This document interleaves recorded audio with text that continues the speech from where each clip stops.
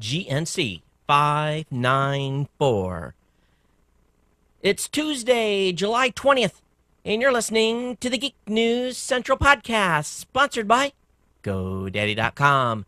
Geek News Central is a program of the Tech Podcast Network.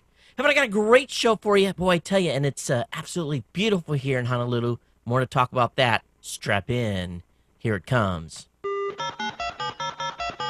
All right, people, I need a go, no-go for the Geek News Central podcast. Digital archive recorders. We're go fly. Microphone. We're go fly. Video feed. Go. Web browser. Go. RSS data stream aggregator. Go fly. Interflux Toddism suppressor. All right, I'm confused. Host readiness check. Welcome to the show. Welcome to the show.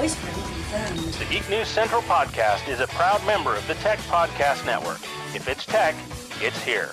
All right, ladies and gentlemen, we are ready to go. Cue Todd in 5, Button, who's got the button? 4, There is no cause for alarm. 3, Everybody hold on to something. 2, Just press the button. 1.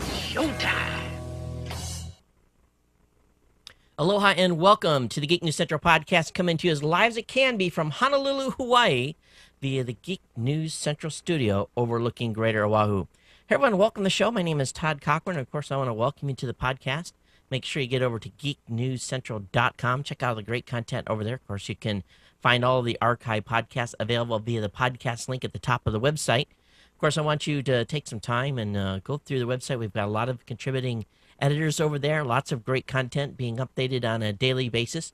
And I think if I don't mind saying so myself, the entire team of writers that write for Geek News Central have been doing a really bang-up job, and I'm really proud of them. Traffic on the website, we're starting to see some forward motion, and that's good news from a traffic standpoint. And it's also not only bringing new listeners to the show, but bringing repeat readers to the website every day, and a lot of new traffic as well, which is great. So I want to, if I was wearing a hat, I'd tip my hat to all the writers there. And thanks for being a big part of our super Ohana, our super writers at Geek News Central. Of course, if you're a longtime listener of this show or even a new listener, I want to welcome you. Of course, as living here in Hawaii, Ohana, meaning family or being part of the family here of the Geek News Central audience is very important to me. And I want to thank all of you for being part of the Ohana. And I was kind of thinking tonight, as I was rushing to get the show ready to go, we had a birthday in the house today, so I was running a little late, made dinner, got the cake on and everything, trying to at the same time meet the deadline for the show start. My wife said to me, she says, well, why don't you just, because I normally, about 15 minutes before the show starts, I have everything ready. I run and jump in the shower, just basically to get the sweat of the day off. And she says, well, why don't you just, you don't have to go, you're running a little late. Why don't you just go ahead and start the show? And I'm like, no, honey, it just doesn't work that way. It's like a game thing. It's like you're preparing for a game or preparing for, it's just something that's in my routine. And she just kind of didn't get it, but it's okay. It's okay. So, got a little bit of a late start tonight, but that's all right. But I guess the main thing is that all of you are here and listening or watching, depending on what time of day you may be catching the show. And thanks for being here. You may be watching the show on replay, and if you are, thanks for watching on replay. I usually let it go for 24 hours after the initial publication of it. And that's why, excuse me, different people in different time zones can catch it when they can. But, of course, I want to welcome listeners from 165 countries worldwide. And thanks for tuning in. And, of course, subscribe to the show. Get over to geeknewscentral.com. You see the subscription button in the website where you can get it via iTunes, Zune Marketplace. Was actually talking with a good friend of mine named Rob Greenlee. He is the podcast manager over at Zune on Sunday, and he was talking to me about what's coming up with Windows Phone 7, and nothing that really hasn't not been publicly disclosed, of course, but really, I'm really excited about, from a podcasting perspective, Windows Phone 7. It should make an impact for all of us for content consumption for people that get those shows. So we were going to send over a list of, I guess, basically our enhanced shows that we're really watching grow at Raw Voice, so that he makes sure those get on into the store so that they're covered. And we're talking a lot about the changing face of how people are consuming content. And it's just kind of related to him, what's going on with this show. Over the last 72 hours, It's been amazing, really kind of watching. We have seen a tripling of the number of people that are watching this show on the Roku. Just an amazing increase, just over 72 hours, a tripling. And while I never thought that it would make such an impact, it's really showing me that a lot of people are consuming the content in a variety of ways, and a huge number of folks are watching or listening via their BlackBerry, via their iPhone, via their Zune, all these different. I think we're tracking 130 some devices that are actually able to download the content. Nokia, it just goes on and on and on. So I guess for all of you that are subscribed to the show and getting it automatically, thanks for taking the time to, use the device that you have to subscribe to the show that you use. Make sure you don't miss a single episode. It's pretty amazing. Of course, all of you that are on the Roku watching, thanks for tuning in. And I'd love to hear what your experience has been so far. Been tweaking the Roku video a little bit, and maybe you've seen a little bit of that. But the overhead to do that bandwidth for moving, it costs essentially 10 cents every time someone watches Geek News Central. It's 10 cents, and so it's a huge download. It really is, and it moves a lot of traffic. So it kind of scares me. With more success comes higher transfer costs, but just the way it all boils down. Okay, so anyway, make sure you get signed up for the newsletter. The newsletter will contain all the content that I'm going to talk about tonight. You'll get the show notes delivered directly to your inbox. That way, when you're listening, you can follow along. And I guess the main thing is that way you essentially have everything that I covered. Even if you maybe don't get a chance to listen right away, you'll have all the links to the content. Going into my list here that I have tonight, just want to remind everyone that have been waiting for the ComSale code at GoDaddy to work for renewals. I've got an email back from my rep at GoDaddy. He says on August 2nd, the ComSale code will once again work for renewals. Now, you won't get the domains at $7.49. You'll get them at $7.69 or $7.99, one of the two on renewals. But we're going to have a new code for the $7.69.com. So I'll have that on August 2nd. So if you're waiting to renew, he's promised me August 2nd for that activation on the new code. So we'll keep you advised on that. But of course, there's lots of codes to use at GoDaddy. And make sure you get over there and take a gander at what they have, because they really do have a lot of different products and services. And you can see Danica for those of you watching, you can see Danica on the front page of GoDaddy. And of course, they're advertising new domains for $1.99. Of course, that's brand new renewals, and this is with a new non-domain purchase. In other words, if you pick something up in addition to a domain name. But they're advertising new .coms at $10.69. No. Don't just play around with my codes, and you'll get that for probably $7.69 using my codes. But anyway, the codes to use: Geek5 will save you 15% on orders $20 or more. You can use the Todd code to save 10% on non-domain orders. Of course, you can use the Aloha. That'll save you some big cash. Main thing is, get over to my page at geeknewscentral.com/GoDaddy. Check out all the codes. Use them to your advantage, because they're there to save you a lot of money. And I want to thank GoDaddy for being a longtime sponsor here at the show. You'll find a link in the show notes to the promo code area. Get over there and check them out. I use their products and services, and big fan, and hope that you are too, and their ongoing support of the show. Hey, a little bit of follow-up on, I told you that my wife's car had been really not broken into, but gotten into, because we had left it on lock. But her car had been gotten into and some stuff stolen out of it. Well, we've had a rash here in the neighborhood. I woke up, it was Saturday morning, about 4 o'clock in the morning, hearing a car alarm go off. And not knowing if it was mine or a neighbor's, jumped out of bed and run to the front door. I keyed the alarm to shut the alarm off and went outside. And sure enough, up the street, just about half a block, a neighbor's car window had been busted out, and the trunk had been open. And apparently someone had very quickly went through the vehicle, then skedaddled. But we had a community watch meeting Sunday, really kind of an emergency one held Sunday. There's been as many as 7 vehicles in our neighborhood hit. So whoever's doing it better stand by, because the local police department have stepped up action. I'm sure it's just some kid or someone that's, cruising and using up the neighborhood, but they've been hitting a lot of vehicles. And but stepped it up a notch with actually breaking into an actual vehicle instead of getting into. I guess they found all the people that left their car doors unlocked, and now we're going to vehicles that aren't so secure. I'm looking for a Facebook fan page manager, and I have an article later in the show today when we get into the tech articles that talks about some things that you can do to really ramp up your Facebook fan page. And if you want to become part of an insider here at Geek News Central and would like to manage our fan page at on Facebook, and you really help me out, I would appreciate it. And just drop me an email, let me know that you'd like to be the Facebook fan manager. We'll put you on the insider list, and you'll be able to get hooked up with us and get access to the insider info. I'm going to record an insider tonight after tonight's podcast. So you'll actually, some of you will be getting a double email with the new insider tomorrow morning with the show. So I've been wanting to do that. This weekend was spent going to school. I'm in another college class. I've got one left after this one, and it's a math class. So I spent about 10 hours in the office over the weekend about pulling my hair out. But it's, it'll be worth it once I'm all finished. So one thing I did want to mention is we're still on the countdown to get the new TriCaster TCDX 850. That's incoming. The reason I know, because I got my credit card statement from my business account, and it shows, because I had to put it on 2 different charge cards.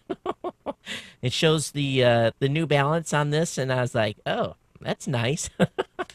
So the TriCaster TCDX 850 is ordered, and of course the TriCaster studio that we have in the studio here is going to a new home in the lower 48, one of the TPN members, so we're excited about making the trade-off sometime in mid-August. But I've been doing some work here in the studio to kind of get ready for the transition. Excited for that new box to get in. And I'm going to be making probably a couple of trips to the mainland, one at the end of August, one maybe a short trip mid-August as well, so we'll keep you advised on that. Maybe doing a jump out to Albuquerque for a couple of days, and then maybe going straight out to the East Coast all the way into the very end of the month. But I want to thank Jack. Also, Jackie, thanks for your great donation that you sent in on my fundraising for this month. It was greatly appreciated that you did that. You didn't have to do that, but thank you so much for the donation. It really helps. It goes a long way. Hey, if you bought something from the swag store, make sure you send over a picture of yourself with the data, or with the shirt, or with the mug, or whatever. And we'll definitely be sharing it with the Ohana, because I want to see your guys' reactions to the. I want to see everyone, the audience's stuff with the cool GNC wear at cafepress.com/Ohana store. Okay, I think that's just about it. Oh, almost forgot to tell you. Saturday morning, we had our first CES 2011 actual official meeting where we met with the folks that so far have basically said they're going to come out to the event, and just kind of did an overview of what happened in 2010, some things that we want to do different in 2011, and some stuff that we're working very heavily right now with the CEA, and hopefully can come to an agreement with them here shortly. But very exciting stuff could be forthcoming for CES 2011. I'm just keeping my fingers crossed, and so we'll just keep you advised. And again, we're a long ways away from that, but things are progressing good. It should be a great show again this year. Okay, geeknewscentral.com/offers, geeknewscentral.com/insider, geeknewscentral.com/GoDaddy. That's all the landing pages to find great stuff.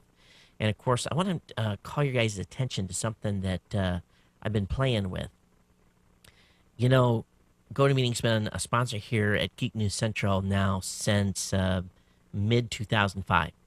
And you guys know that I use GoToMeeting essentially on a daily basis. We used it Saturday for our meeting. Beyond it being easy to use, really, my kids use it. It's that easy. And but they now have a version where you can take it on the go with your iPad tablet. This is very, very cool. They have built an app specifically for the iPad, and really it makes online meetings even more accessible than ever. And I was actually playing around with it. I haven't used it on the go yet, but with GoToMeeting on your iPad, really, you can attend meetings anywhere now, and a cafe, in a hotel, wherever you're at. If you want to slip off to a corner and have a quick conference meeting without firing up your laptop, iPads boot instantly, the instantaneous get into the application, and it really works awesome. It really does. And So here's a cool thing. You can even use the audio through your iPad, or you can call in over the phone. That was what I was really surprised about. And so if you want added convenience of being able to use GoToMeeting with your iPad, you can get a free trial for 30 days by visiting gotomeeting.com/tech podcast. That's gotomeeting.com/tech podcast. Again, a special offer, free 30-day offer. And it's worth it just to see how cool it is on the iPad. It really is. And so now maybe I really will be doing laying on, when I was taking my laptop going down the beach and hanging out, I would never think about going into the sand area. I'd be up on a, somewhere up on a bench or something. But I feel pretty safe by actually going into the sand area with my iPad, and it'd be kind of cool to do a meeting from the beach. It'd make people insanely jealous. But anyways, check it out at GoToMeeting. All right, let's go ahead and get into the regular content tonight. I got a stack of it here for you. Let's make sure I've got everything that covered that I wanted to get through. I did. Got that done. That one done. And again, show 600, 6 shows away. So we're on a fast countdown here to show 600. I was actually going to look at the calendar here and see where that's going to fall. Actually, we'll be just into August, I guess, for show 600. Again, send your ideas on what you want, where you think the show should go, and we'll take that into consideration. Again, geeknews@gmail.com is a place to contact me, geeknews@gmail.com. Voicemail hotline is area code 619-342-7365. All right, I had a whole bunch of stuff. I actually had to delete some stuff from the list today. But, Nokia has been in trouble for a while. And according to the Wall Street Journal, Nokia is on the hunt to replace their CEO. It's a pretty tough world out there right now with all the competition going on for in the mobile space. They really have gotten slaughtered by not only Android but with Apple. And of course, there was an announcement today that Nokia has also purchased the Motorola wireless division. So that's a big news item as well. But anyway, that's the story of the day. Really, here is that they're searching for a new CEO, and and I haven't gotten the full details. I only saw one article that talked about the acquisition of the Motorola wireless division, and I'll get into that a little more. It really hadn't been picked up by many wires by the time that I had went through, because I tried to find more clarifying information what that exactly meant. If that means that Nokia has bought the entire Motorola phone line. It kind of sounded like it, but a multi-billion-dollar purchase. I don't know if it was in stock, cash, whatever, but that was on the wires just as I was getting ready to start the show tonight.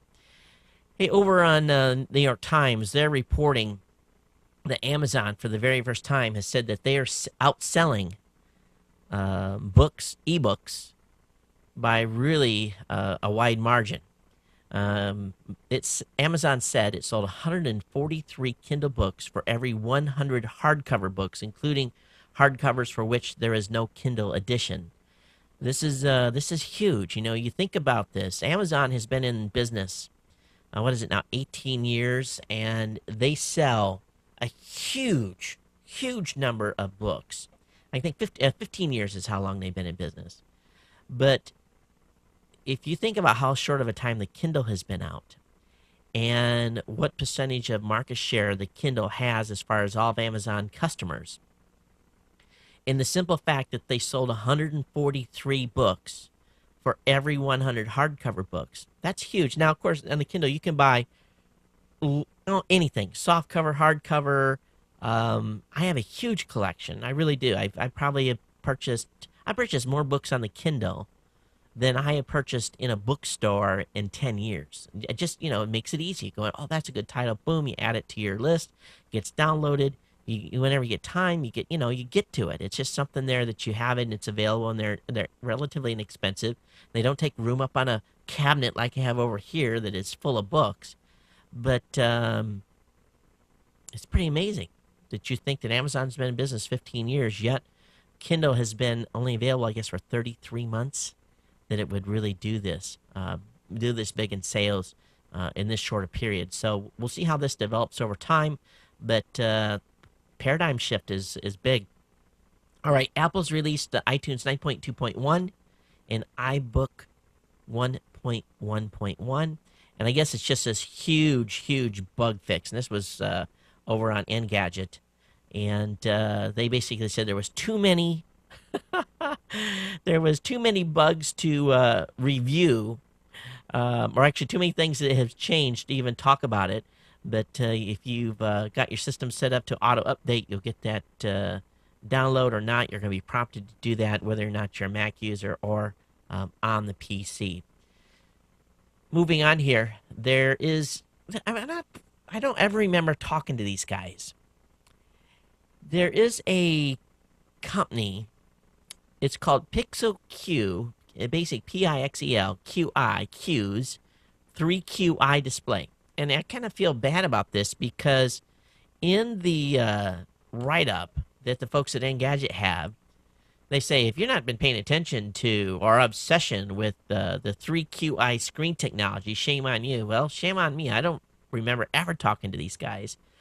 But apparently, this 3QI display, which is not shipping in any commercial netbooks at the moment, but you can buy an actual replacement screen for a variety of netbooks. And this is basically a kit that you would use through Makershed. You can install this on like the Lenovo IdeaPad S10 II.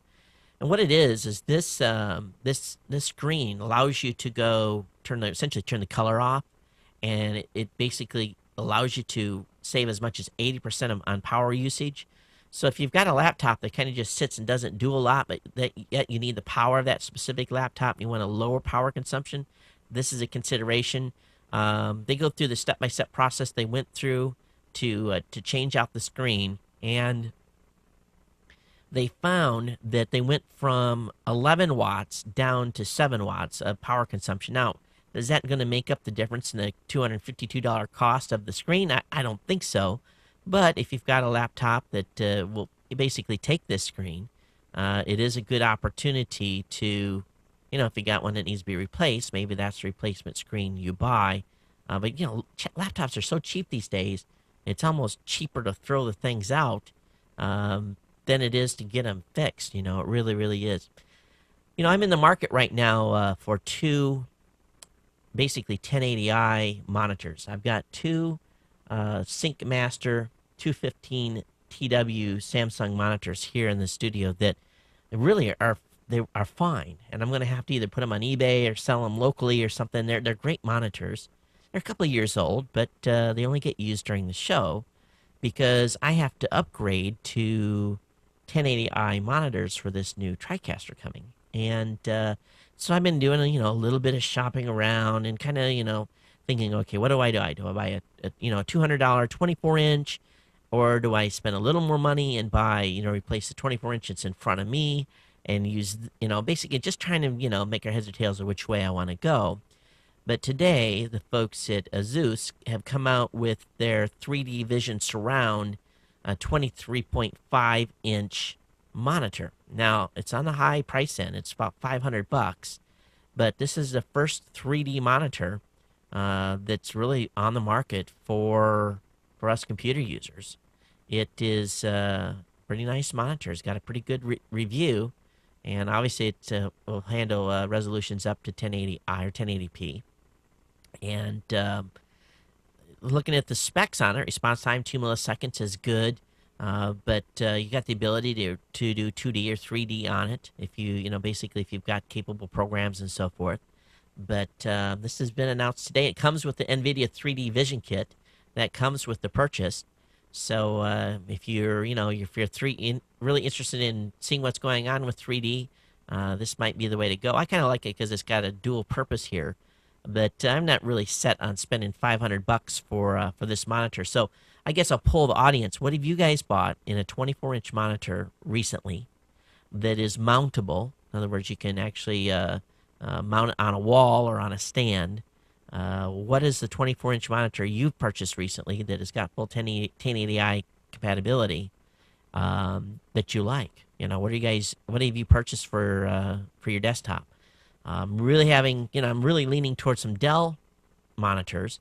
But the problem is every time I look at one that's actually mountable, and the reason I want to mount them, I'm just going to put them on one of these dual mount stands back here, is I find that, the particular monitor isn't mountable. It seems like every time that you get to a monitor that can be mounted, the price goes up $150. But I guess that's the price you pay to be able to mount them. But what are you guys using for a 24-inch monitor that's mountable? I'd love to hear you guys' feedback on what you're using today. And I know someone out there just made probably a recent purchase on a new monitor. Hey, for those of you up and listening to the show up in Canada, hey, Netflix is coming to you this fall. You're going to be able to stream, and this is going to be cool. So this is big. You're going to be able to stream in Canada. Specifics are particularly light at this time, and but you can sign up now to be informed as soon as the details drop. So it appears that UK streaming is coming in the fall as well. So this is good news for those of you that have not had access to Netflix streaming at this time. Big news on that front. Hey, on the space side, Virgin Galactic has made an announcement today. Let me go ahead and flip this over here. Their VSS Enterprise has made its first crewed flight. Now, what they did is on the 15th, they flew with a crew on board. They didn't release the spacecraft, but it remained to the mothership for, I guess they flew about 5 hours. And this was flight number 33, and I guess it's only the third time that the actual spacecraft has been attached to the carrier. But they basically did a bunch of tests, not only digital data link and that type of stuff, but basically checking the platform out. So exciting stuff from Virgin Galactic. Now the question is, who's going to give up $200,000 to go on this thing? That's the question. If I had just a flat, cool $200K that I would never ever miss, I would probably do it. But you know what? I got kids to put through college. You know where that $200K is going, and it's $200K that I don't have. So obviously, I'm not a candidate for this. But some lucky souls are. Those of you that have a lot better jobs than I do. But anyway, so very exciting stuff on on Virgin Galactic, and but I tell you, it makes you really say, how can I raise $200K? So for such a short time, but don't you think it would be worth it? Really, you only live once, right? All right, let's talk about Verizon a little bit. It's been rumored, actually, some stuff leaked, where Verizon's LTE rollout is imminent. They've started updating internal Verizon wireless pages, talking about LTE. There's actually even SIM cards. You guys that are Verizon users know that you've never had to use SIM cards, but there's SIM cards that are being kind of shown around too. So it looks like on your 4G phones, with Verizon for LTE, you may have to have a SIM card. So how things change, yeah. But speed and reliability on this is going to be probably pretty good, and I'm excited about it. I really am, because LTE is supposed to have a downlink speed of 5 to 12 megs, with an upload speed as high as maybe 3 megs, 2.5, 3 megs. So I don't know. We'll see. It could really change things. It really could. Now, you guys know I've got a Verizon EVDO card, and you can absolutely guarantee as soon as they roll it out here in Honolulu, I'll make the jump and get it the next generation card. So who knows? Maybe Verizon will displace my heavy use of Sprint's 3G EVDO service. All right, there's a cool article over on TechOn, and it's at techon.nikkei.bp.co.jp. It's a Japanese website. And this is by Brother Industries. And, every time you hear something, really, Brother I don't think they've been known for batteries in the past. Maybe in Japan they have, definitely not here in the United States. But Brother Industries Limited has developed a small vibration-powered battery that can replace AAA and AA celled devices. Now, what this is designed to do, and this is pretty cool on their part. Now, how many of you have picked up the remote control and had to go find some batteries because the batteries in it were dead. And you know, for us fellas, when that happens, it's an emergency in the house, right? All things come to a stop. You tear through closet doors. You know, you if there's no batteries, you go get some. Now, tell me how many of you have done that. Went and grabbed some batteries from the store because your remote control's batteries were out, and didn't watch the program you're going to watch. You immediately went and got batteries. I'm sure there's a few of you. But anyway, what this device does is you put it in your remote control, stuff that has very low power consumption. Now, they're saying, I guess, from 10 to 100 milliwatts is about the maximum power draw that can be used on this. But it's specifically supposed to go in these remote controls that don't require a lot of power. So you shake it up, point it, and it works.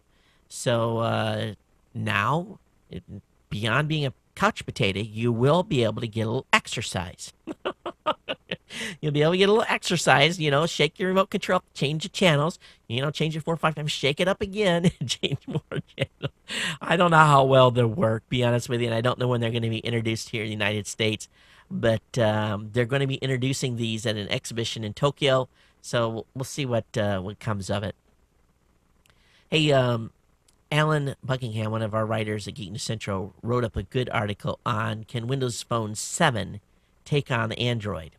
And, you know, after Microsoft got the egg on their face over the Kin, I think this is it's going to be an interesting run because he goes into, you know, all the features. And I think we're going to start seeing the Windows Phone 7 probably October, November timeframe. And so he goes down in a piece-by-piece write-up and basically says, here are all the things that are, you know, similar or different or equal-based. And on top of that, I'll cover it here in a little later show. They've got an update on apps and basically what's going on in the app front. But those of you that are, you know, loyal Windows users, and I know there's a huge number of you that watch the show that are, what's your take on Windows Phone 7, on what you've seen so far? There's been some good reviews, and Microsoft definitely has a lot riding on this. So I think as content consumers, we're just going to have to, you know, make sure that the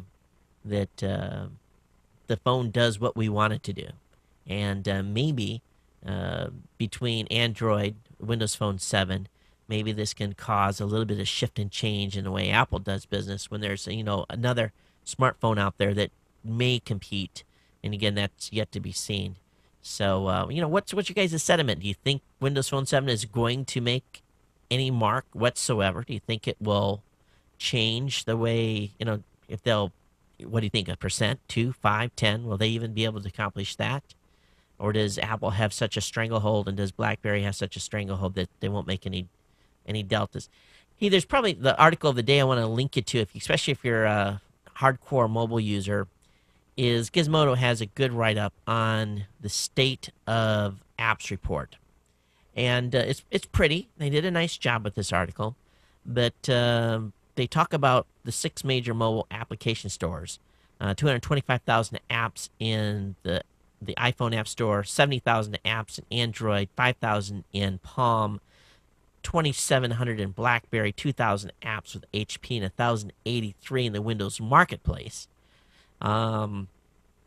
Steps down, of course, there. And of these stores, more than 305,862 apps are available. In the fourth quarter of 2010, Symbian sold 24 million apps, BlackBerry 10 million, Apple sold 8.3 million. It was pretty amazing that Symbian sold 24 million apps. That's pretty crazy. Excuse me. Is that apps or phones? No, phones. Symbian sold 24 million phones, BlackBerry 10 million, Apple 8.3, Android 4.2, Microsoft actually 3.7. So it doesn't actually say here how many apps each of the specific vendors sold, but it does go into talking about the average app price of being like $3.10. Average price for a game app is $1.36. Goes into really all these facts and figures. This is cool. I'm just going to link this up to you. You guys can check it out. I can spend an hour just reading through this thing, and I know you don't want me to do that. But really, I think this sums it up. There's a little quote here in their article. It says, apps have become a filter for our world. Through them, we can access information, games, entire virtual worlds, not the internet, nor computers, nor not tablets or laptops, just little programs on our phones, millions of little programs. What are the real numbers behind these programs, and why are there so many of them? So anyway, I have this link up in the show notes. Just a good one. Gizmodo really hit this one, hit this one out of the ballpark. They really did. Hey, article over on Bloomberg talking about Redbox. Of course, Redbox has got to get their game together. You know, many of you, we've got down the hill from where we live here, there is a Redbox rental thing. Matter of fact, there's two of them now because you could never get anything out of it. It was always empty because people were crushing this. It just was, you know, completely saturated with people getting DVDs. Redbox has definitely got major competition with Netflix. And I'll hand it to my son. My son is the one that makes sure that the Netflix videos get in the mailbox immediately after we watch them. His turnaround, man, he has got it down to a science. And, that's a big thing with Netflix. If you're going to be a Netflix user, you got to get them to the mailbox after you watch them. How many times have you forgotten they've sat there for a week and you're like, oh, man, I don't have fresh DVDs. But he keeps the queue filled, and sometimes we get stuff I don't want to watch, so we go back to the Roku, or we actually pick something on demand, or once in a while we pick up from that Redbox. But they're trying to come up with a strategy to stay competitive, and I think they're doing pretty good because not everyone has access to high-speed broadband to be able to watch Netflix videos live on TV. I know my mom, even with her connection, it's not real good. I gave her a Roku, and so she has some challenges. It gets spotty at times. Even on her wireless connection, she is on the country, but they're looking at putting together a strategy to stay competitive by offering a streaming service. And I don't know when this is going to be down the road, but this is obviously not good news for whatever's left at Blockbuster. But we'll see. We'll see what happens with Redbox. I think they got a great model. Hey, over on Popular Science, they got a great article here. And, I love these kind of little facts and figures. And the title of this is, How Close Could a Person Get to the Sun and Survive? Hypothetically, of course, if you wanted to do that.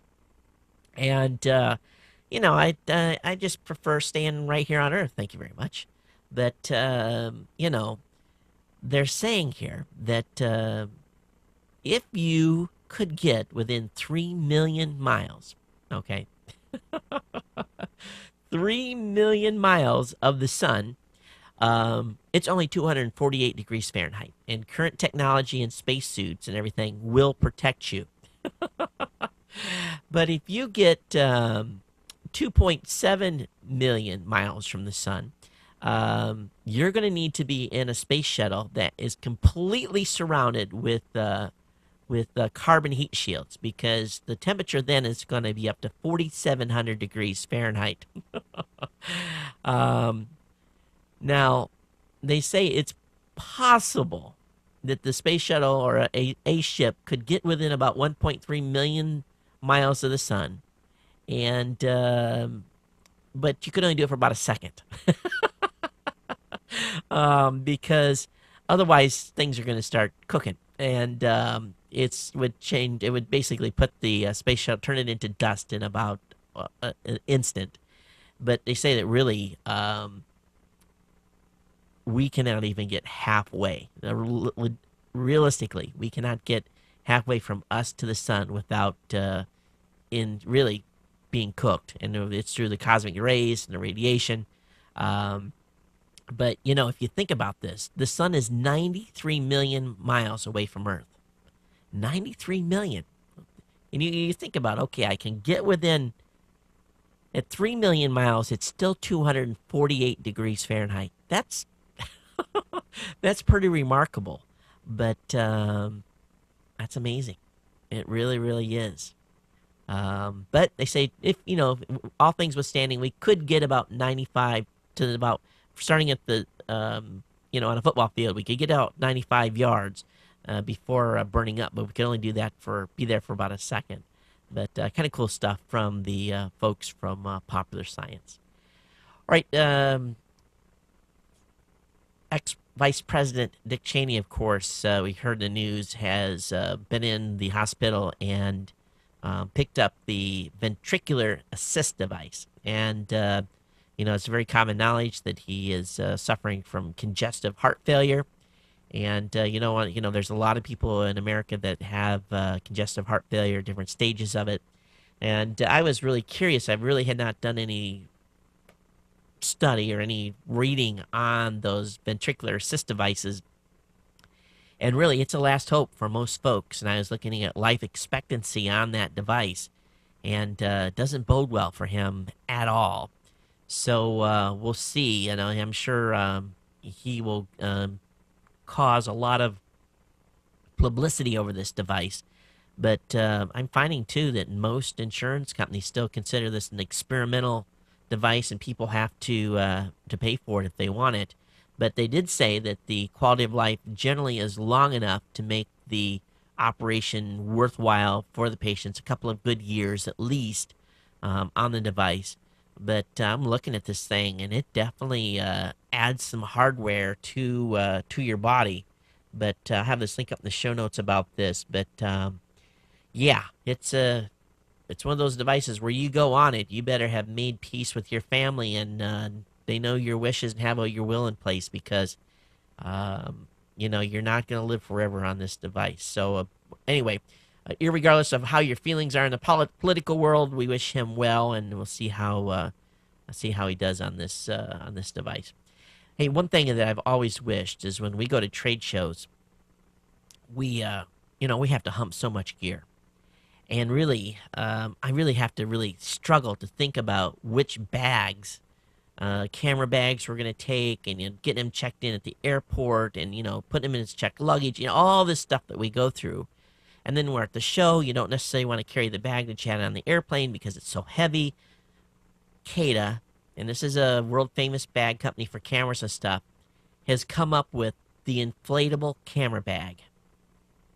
This is remarkable.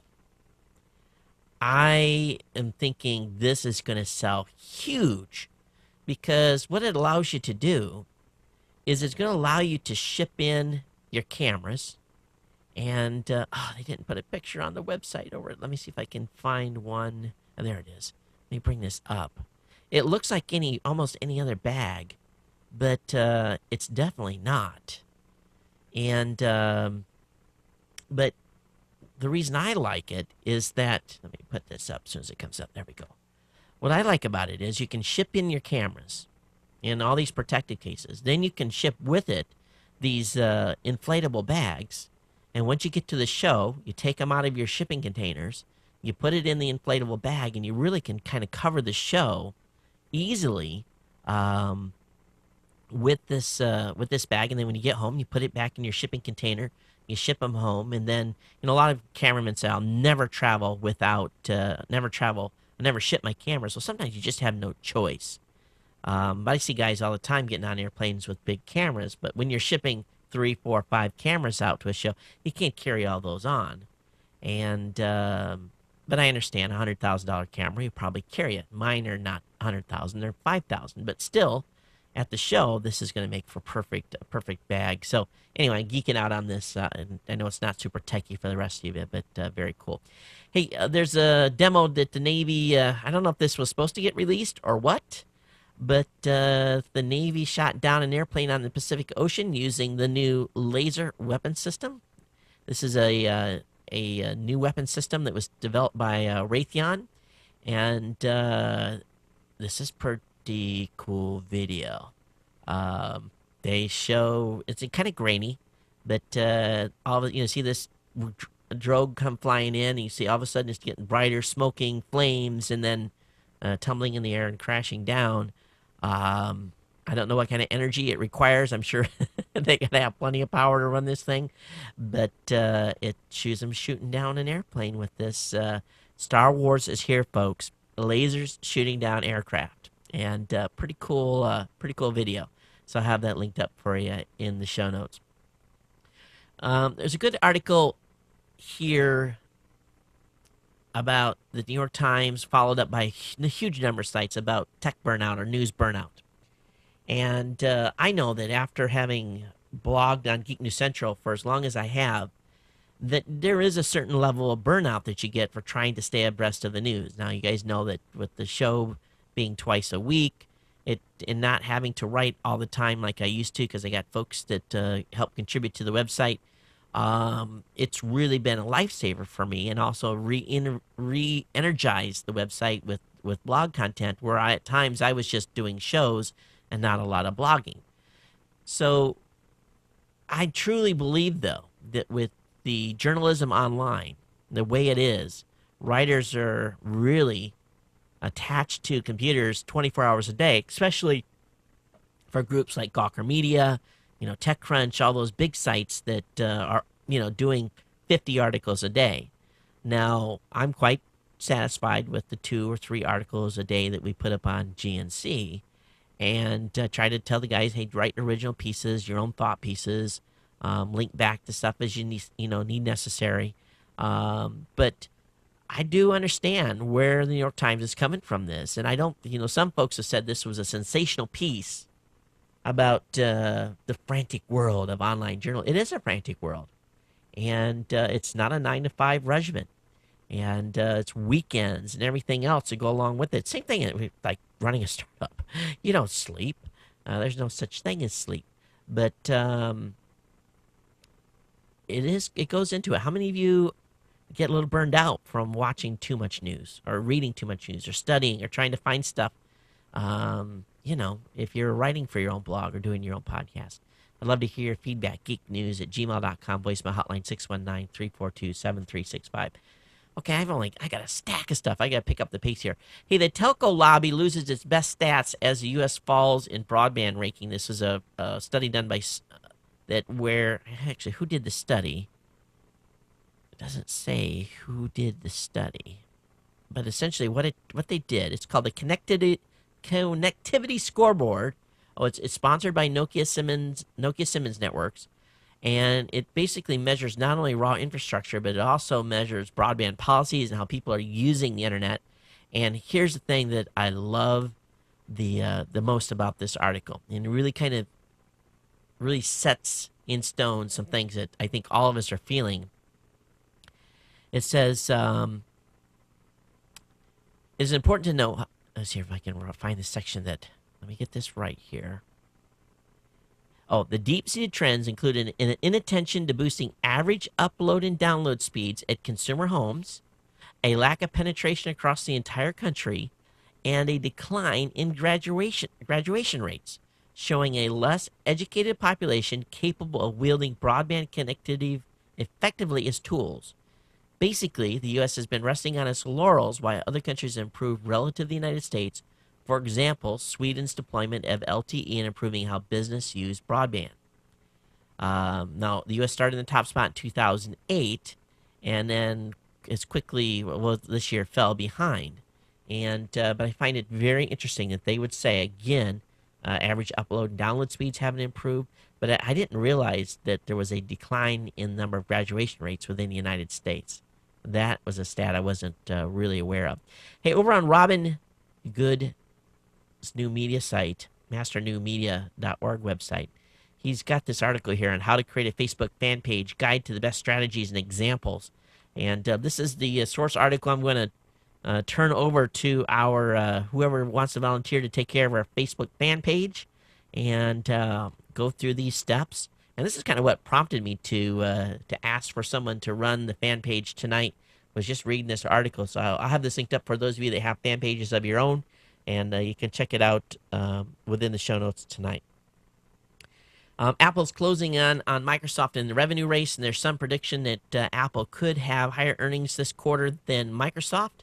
And so everyone's waiting on bated breath. I think Apple is releasing their quarterly reports. Are they doing it tomorrow?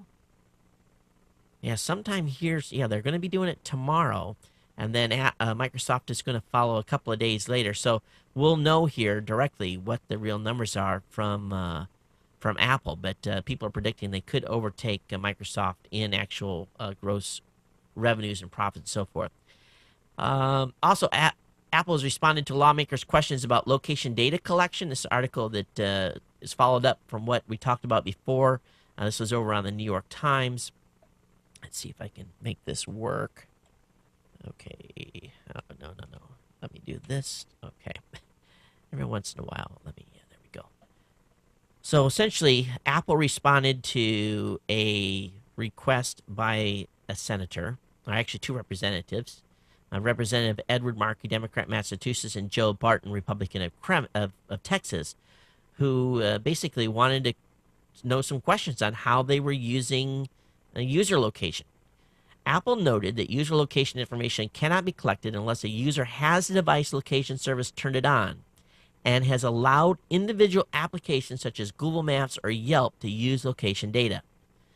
They go on to say for many users, these settings are set the first time they use a device and application, but not seen frequently afterwards. Once a user has accepted those terms, the company can collect and store the data. It does so, it says, by collecting batch sets of location data from user devices once every 12 hours. Devices with GPS chips, like all recent model iPhones, know their position based on satellite signals and can triangulate their location using data from nearby cell towers and Wi-Fi access points. So it goes on for some more stuff that they have responded to here. But here's the crux. Every 12 hours, if you have turned on this, approved this, the phone calls home to mama and gives them a cache of where you've been. Now, in response to questions about the way Apple anonymizes location data, the company spokesman referred the Times back to Apple's written response and basically said that it's anonymous. They don't tie it to an individual. Okay, whatever. So if you're allowing these applications to call home to mama, Apple is collecting on you. All right? Is that discerning or not? When will be the first court case where some wife will say, I want my husband's location data pulled. I want to know where he was during these last 24 hours as part of a court proceeding, and have Apple have to give that up. Really, the article of the night, and this is the one that you all need to read, is a Wired expose about bad connection inside the iPhone network meltdown. And this is about the battle between, really, Steve Jobs and AT&T. Holy cow. This is all over the place today. You got to just go through and read the 3 pages on this. Well worth the 5 or 10 minutes it's going to take you to get through it. But talk about some serious bad blood. Unbelievable. And it really brings to light a lot of things I wasn't aware of. And it should to you. Now, here's the thing. One thing I did find funny. AT&T had suggested to a staffer at Apple that Steve Jobs wear a suit to a meeting with a senior executive at AT&T. You know what the answer of Steve Jobs was, right? We don't wear suits. We don't own suits. And another thing that they had actually said was that, let's see if I can remember the item. Just, don't you hate that your brain have a brain fart that quick? Oh boy, where was it? Oh, it was a good segue too. Anyway, there's a lot of good stuff in here. And, I know what it was. Did you know that the AT&T board of directors, only a couple of them had seen the iPhone before it was actually announced the first time? Apple did not even let AT&T board of directors see the phone. Only a couple of people had. Wow. Imagine that. That is, to me, is pretty shocking. Imagine you're on the board of directors of AT&T. You're doing a 5-year exclusive deal, and you don't even get to see the phone? Wow. What a relationship. A big blog service has been shut down. Bloggerty was set. Basically, they pulled the plug on it. The Department of Justice and law enforcement authorities asked for this site to be pulled offline. 70,000 subscribers were cut immediately. Been a lot of talk about First Amendment rights and whether or not this was a reason why this was. And initially, it came out it may be peer-to-peer stuff, but it appears from everything being said at this point is that it may have been deal with terrorist materials being found on the servers, and also included names of American citizens targeted for assassination. Now that's pretty scary stuff, right? But to kill all 70,000 websites is pretty drastic. But all these users are basically out of luck, and the operator of the service is saying, "Not much I can do. They just shut me down." But control your data, back it up, no matter where you're at, because you never know when one of these takedown notices are going to come out, and you're going to be, wow, you just all of a sudden your site's there, then it's gone. The Register's moving on here, the Register's got a good article on a flaw that could expose millions of home routers, and I was looking through the list, and it's a huge list, but apparently there's going to be a demonstration done here in a couple of weeks where it's going to show how people can easily hack millions of home routers. This is going to happen at the Black Hat Conference in Vegas later this month, and it has something to do with DNS binding, but this is a similar attack to one that's already been known, but this one here is, I guess, going to affect millions of routers. So we'll see how this is going to work, but kind of scary if you think about it, because many of you probably aren't running firewalls additional to what you have on your home router. So is your home router that secure? Not very. There's a great article over on Ars Technica talking about, should broadband data hogs pay more? And by examining ISP economics, the details are no. And I want you to check this out. Time Warner Cable's revenues from, in 2009, they promoted their, they were going to go to this 50 gig, maximum allowable bandwidth on their Time Warner Cable customers. Well, this article really exposes Time Warner and other companies that are selling this, it's costing us too much for bandwidth, into a reality. And the reality is not what they're stating. Time Warner Cable's revenues for internet access have soared in the last few years, surging from $2.7 billion in 2006 to $4.5 billion in 2009. Customer numbers have grown too, from 7.6 million in 2007 to 8.9 million in 2009. Now, check this out. Time Warner's bandwidth costs have dropped. They spent $164 million on data contracts in 2007, but only $132 million in 2009. Also, infrastructure costs have went down in reinvestment in hardware.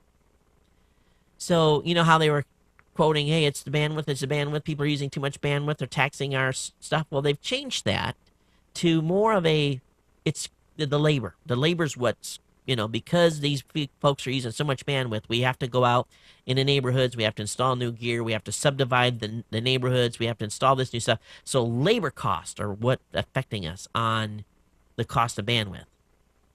Well, they looked at Time Warner's cable numbers. Guess what? Their labor costs are going down. Not up, going down. Significantly down.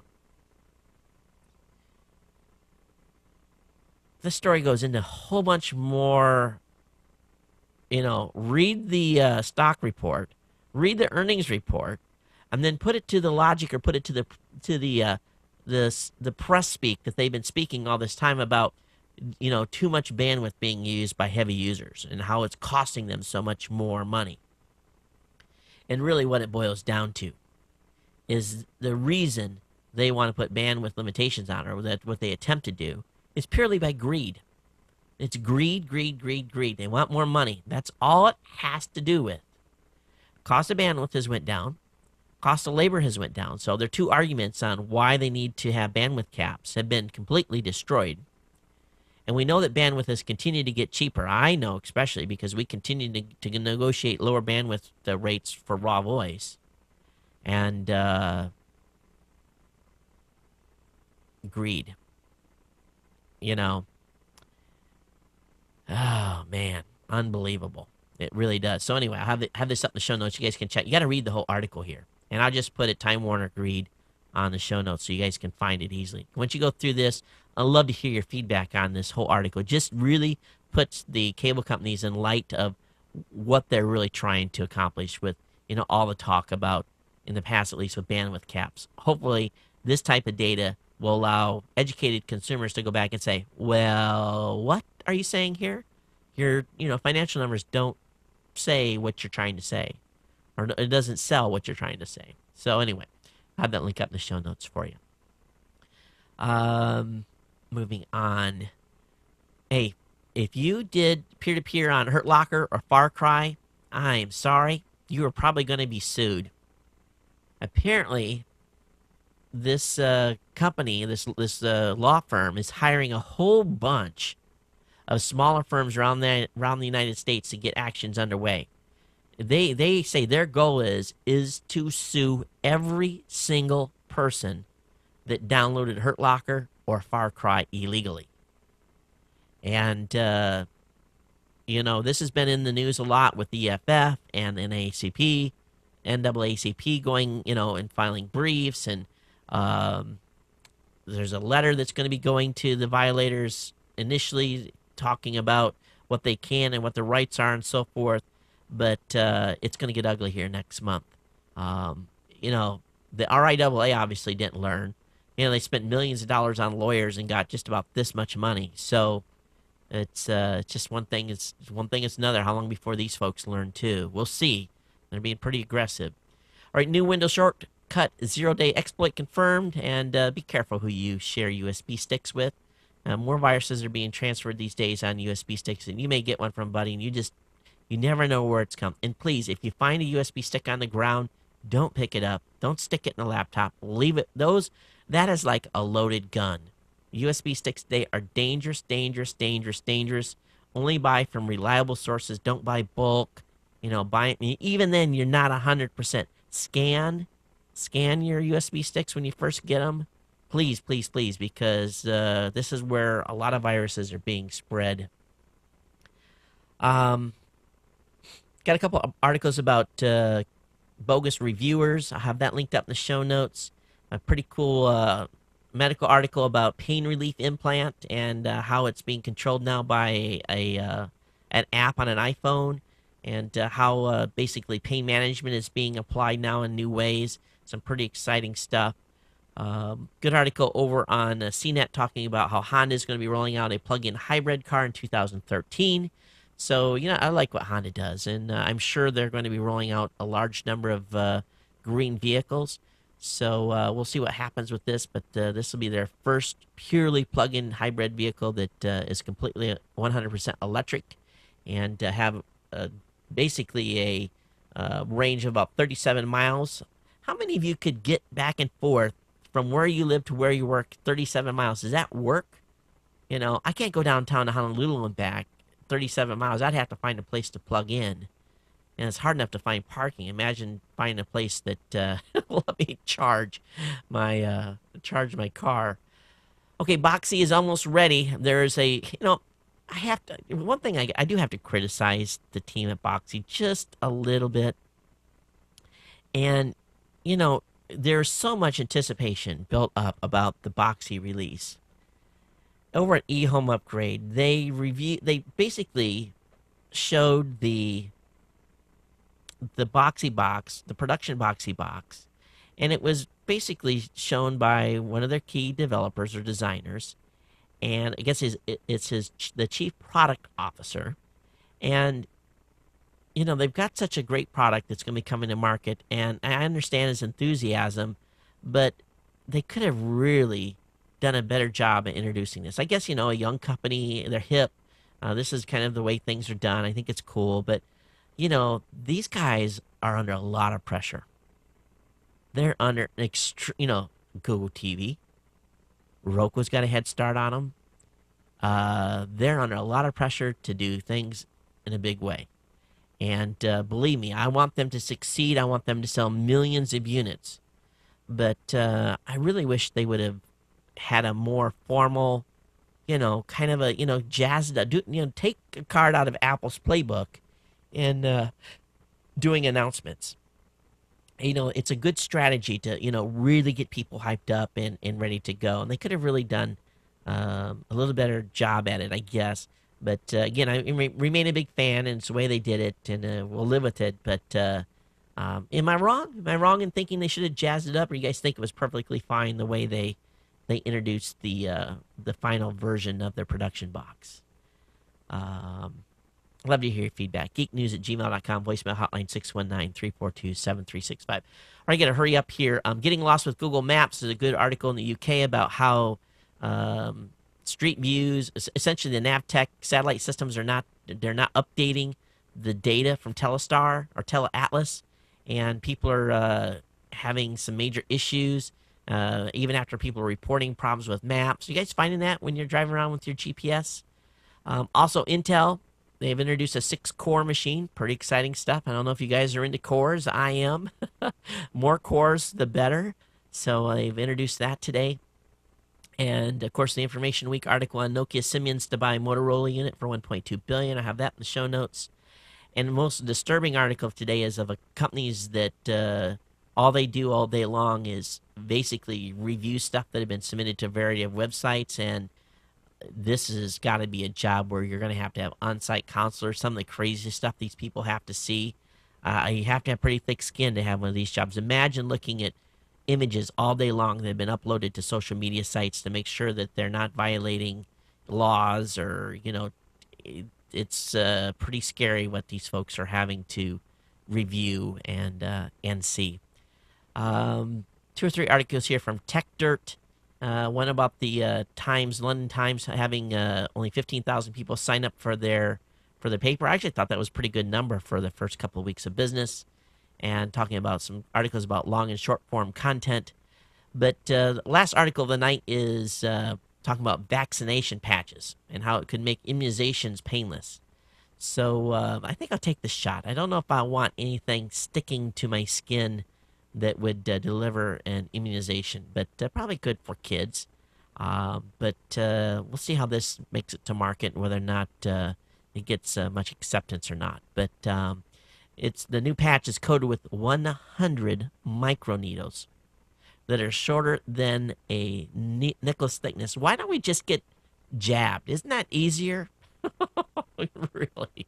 So I had a lot of content tonight. Take kind of a more relaxed approach to the show. Obviously, I came up short on time here for getting through everything. My apologies, but I had already trimmed it down like 20 articles. So let me go ahead and get into I got one voicemail for you tonight.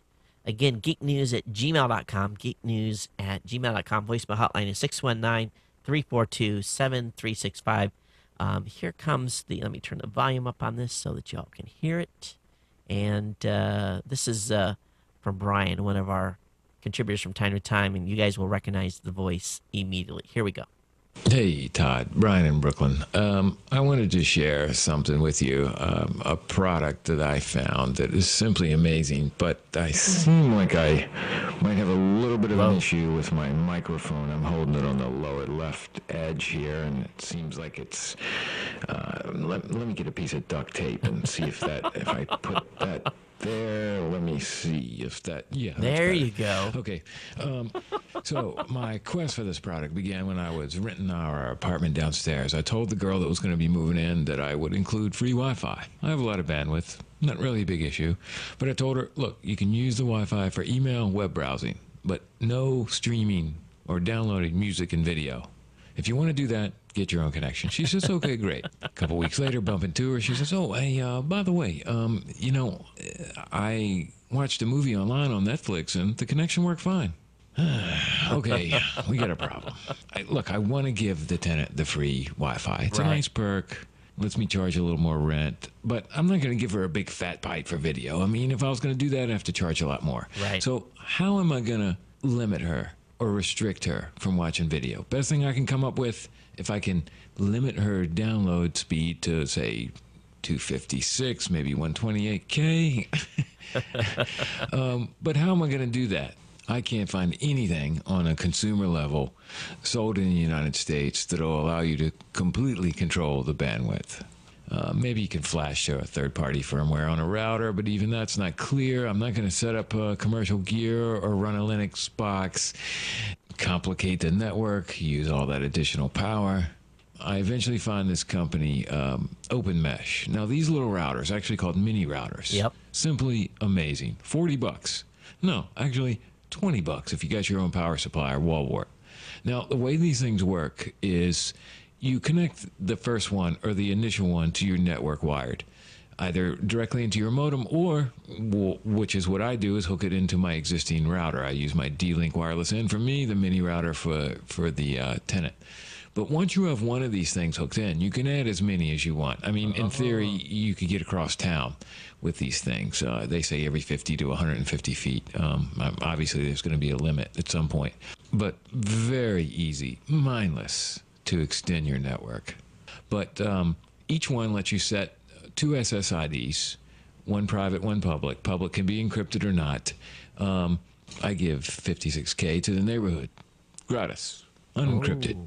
Lets you set on each one a landing page before you go to the web. In my case, mine is my my website that everyone has to go to before they can get online. The best part, very simple. Little slider. Download speed. Upload speed. Nice. Got a kid or a roommate that's a bandwidth hog? Slide them back to 56K. That'll fix that problem. Absolutely. And the way that you manage this, your network, you don't have to be directly connected to your network. You can log in from anywhere into the server, and you can see all your routers, or whether you got 1 or 10. Manage each one individually. You can see how many clients are on each one, who's using how much bandwidth, restrict that user by MAC address if you want. It's great. I cannot recommend this product enough. I've never seen anything with this much functionality, quality at a price like that. Amazing. Check it out. Open Mesh. Aloha. Hey, aloha. What's the reaction been in the neighborhood? You got to tell me more, because did she figure out that she can't stream a video off of Netflix anymore? One thing's for sure, she'd probably be going and buying her own internet connection. I would think, wouldn't she? 56K. Give them modem speeds. That's a beautiful thing.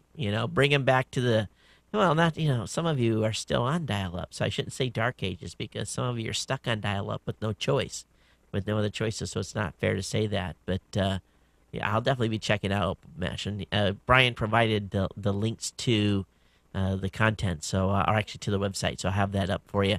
Great price, too.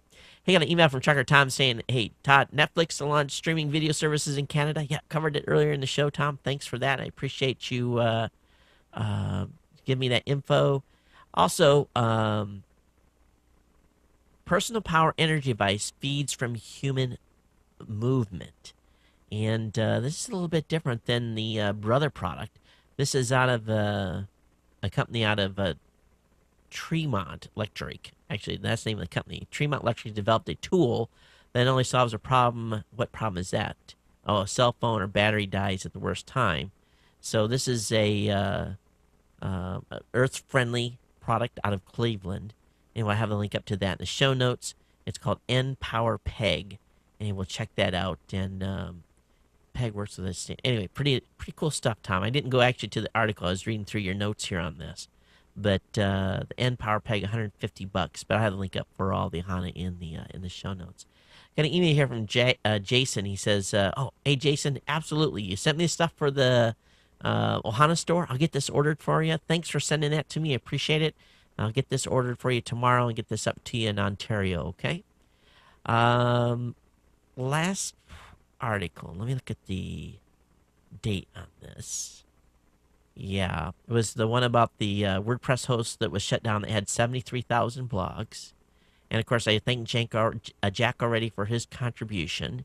And I guess that's it. That's all the content I have for tonight. Right on time, I guess, for wrapping the show up here.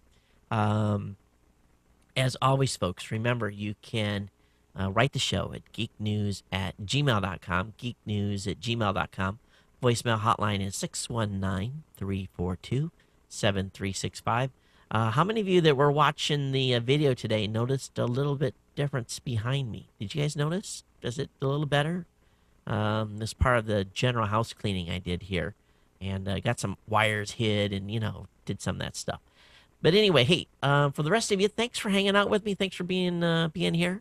And kind of a even pay show tonight. Hope I didn't rant on stuff too long. But tell your friends and neighbors about the show. Of course, don't forget our sponsors. Pick up some products over at GoDaddy. Anytime you use our promo codes, we're greatly appreciated. Of course, share those with your friends and neighbors as well. And those of you that are on the Roku, thanks for hanging out with me here for the last hour and 15 minutes. But until Friday, everyone take care. We'll see you next time. Aloha.